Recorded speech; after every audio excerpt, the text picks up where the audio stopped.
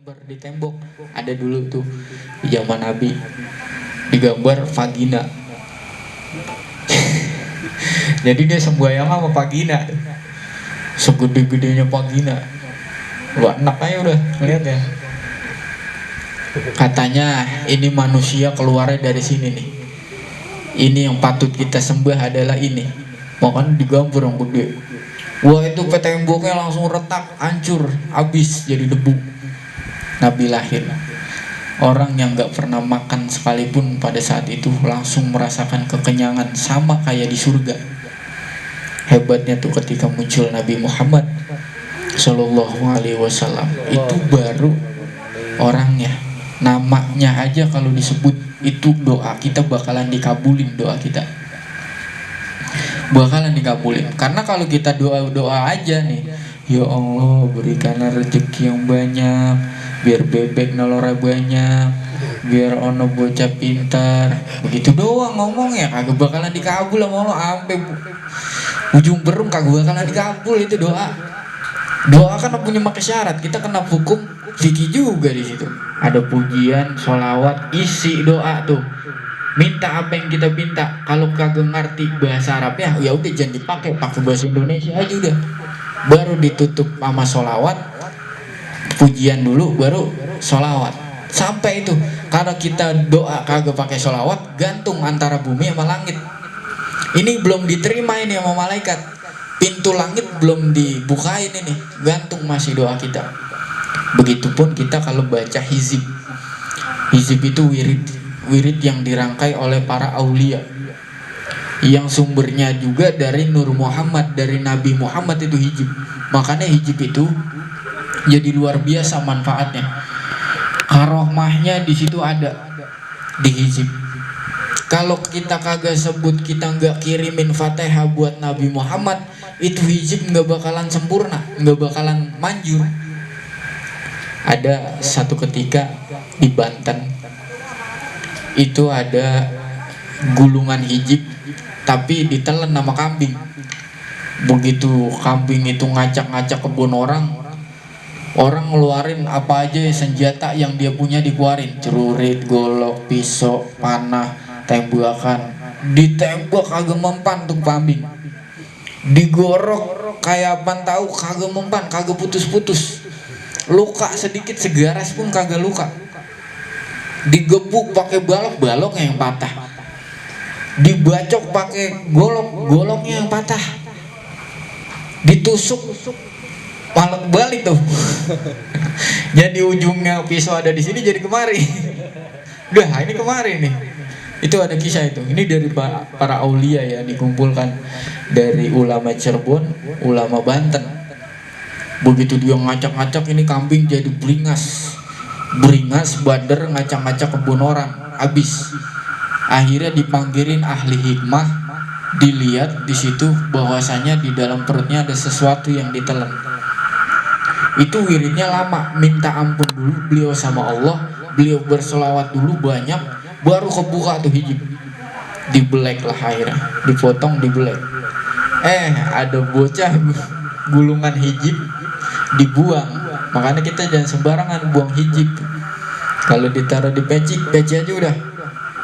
Pecinya jangan dibawa ke kamar mandi. Kalau nggak ada baru boleh dibawa ke kamar mandi. Saking mulianya di situ. Itu bikinan hasil karya ulama para aulia, diambil sumbernya dari Nabi, begitu. Hasil dari mimpi dari Nabi, hasil dari ridhonya Nabi, semuanya. Sampai syairnya Imam Al-Busiri itu hasil ridhonya Nabi. Makanya syarah itu banyak digunakan oleh ulama, banyak dijadikan ijtihad ulama di situ. Cuman syair doang, bukan sholawat, tapi memuji Nabi di situ. Dijadikan hukum, dijadikan syariat, dijadikan dalil, dijadikan pegangan, karena di situ ada ridhonya Nabi. Begitu dibelek, hijib bacaannya Robbi inni maglubun fantasir wajibur qalbil munkasir wajma' samlil mundasir innaka antar rahmanul muqtadir. ikfini ya kafi wa anal abdul muftakir wa kafa billahi aliman wa kafa billahi waliyan wa kafa billahi nashiran inna syirka la zulmun azim wa mallahu yuridu zulman lil ibad fakuti ada birul qaumil lazi zalamu walhamdulillahi rabbil alamin. Segitu doang ditelan sama kambing. Bagaimana kita yang ngelan enggak? Ayo gebuk. Beler juga. Makanya hijab itu jadi hijab yang pegang adalah Syekh Abdul Qadir Al-Jailani. Begitu puasa 3 hari, hari terakhir kagak tidur, itu bisa kebal kita gara-gara baca hijab itu. Bukan cuman kebal, rezeki dari mana aja gampang aja. Tahu-tahu mewah aja dia gitu, gara-gara dia megangnya cuman hijab doang gitu. Dia bertawasul kepada Nabi, dia memohon kepada Nabi, dia hadiahkan salawat kepada Nabi, terus juga dia hadiahkan kepada guru-guru dengan ikhlas. Juga guru-guru yang telah berpulang ke rahmatullah, yang berpulang duluan, beliau nggak pernah lupain itu.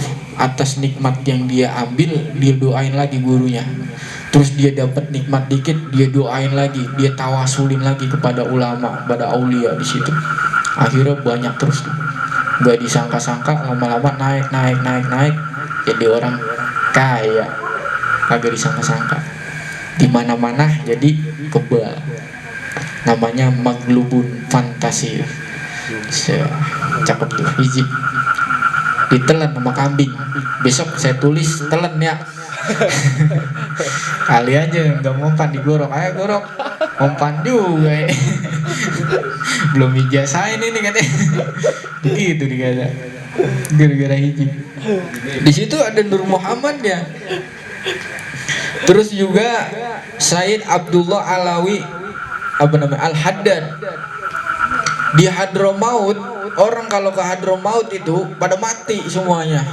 Jinnya ganas, banyak jin-jin ganas yang bikin mematikan kita, bikin gila mati, bikin stres mati, bikin kita takjub langsung terjun dari atas gunung, pada mati semua. Namanya Hadramaut, sekali hadir mati, artinya begitu tuh. Makanya kalau di sana banyak wali tuh. Ada wali kutub di situ, Syed Abdullah Al-Haddad. Beliau orangnya buta. Akhirnya orang-orang kampung situ minta sama beliau, dengan kewalian beliau ngerangkai Ratibul Haddad. Makanya kalau rumah serem, ratibin aja Ratibul Haddad. Itu malaikat diturunin tuh. Kalau Ratibul Atos itu gurunya. Ratibul Atos Abdurrahman Al-Atos. Itu 70 pasukan berkuda turun dari langit, malaikat, buat ngelindungin rumah kita. 40 rumah kagak kebakaran, dari samping, dari depan, dari belakang, pokoknya aman. Kebakaran, kemalingan, kecopetan, apalagi ambruk, mati mendadak. Kalau kita gempa kan kagak tahu lagi, tidur pules banget, apalagi tidurnya bulan puasa, gempa bulan puasa, habis sudah. Mau keblok-keblok banget kan tidur bulan puasa. Wah, itu semuanya pada minta. Orang Hadramaut pada minta di situ sama Said Abdullah Al-Haddad. Akhirnya dirangkai dari situ. Itu sama aja hizib. Di situ banyak memuji Nabi, di situ banyak memuji Allah. Ada Nur Muhammad, Asmaul A'zam ditaruh di situ, akhirnya jadi luar biasa. Makanya dibiasain tuh, habis sholat Isya ratibnya, habis sholat maghrib ratibnya Ratibul Haddad harusnya. Jangan cuman subhanallah, subhanallah, alhamdulillah, Allahu akbar, langsung doa gitu. Biasanya kalau ulama kita suruh pakein, itu sekampung bakalan aman itu insya Allah. Kalau di masjid diadain subuh sama maghrib gitu. Kalau kita mau selamat, rumah kita berkah, kita bacain sebulan sekali, kayak setahun sekali dah. Kalau enggak di rumah itu bacaan Ratibul Haddad, karangan wali kutub. Sedangkan kita aja minta nama sama wali kutub. Kalau nama jasad kita sama guru biasa juga bisa. Lu namanya ini aja nih, Ahmad Fatoni. Misalkan Ahmad itu diambil dari Nabi Muhammad, Fatoni itu orang yang jadi raja misalkan begitu. Bisa di situ. Karena apa? Babanya orang kaya. Dinamain Ahmad Fatoni. Kalau babanya orang belangsak, Ahmad Mazmumah. Akhlak itu namanya. Terakhir di situ akhirnya biangnya jin, biangnya setan yang ganas habis hancur, bukannya